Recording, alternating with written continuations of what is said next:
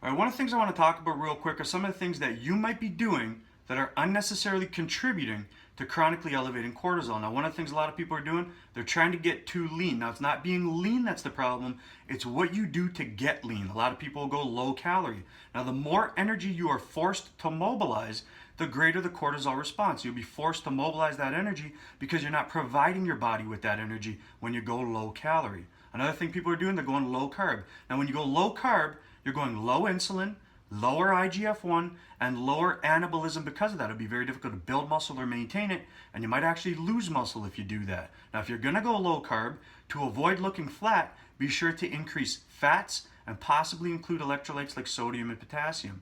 Now, on top of that, what a lot of people will do in an effort to accelerate the process is they'll do higher and higher volumes of work. All you're doing here is you're adding on to the amount of work that your body needs to recover from when it is not in an optimal state for recovery because you have gone low calorie or low carb.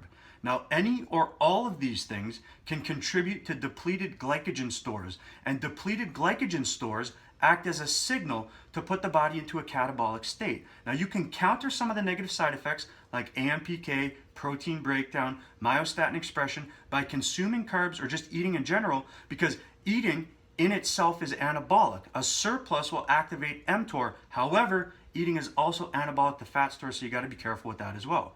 Another thing people are doing is they're training at night. This is opposite of our natural hormonal cycle. Cortisol is supposed to be elevated in the morning and then decline throughout the day. When you force it to remain elevated, it can be very difficult to recover from the work that you're doing.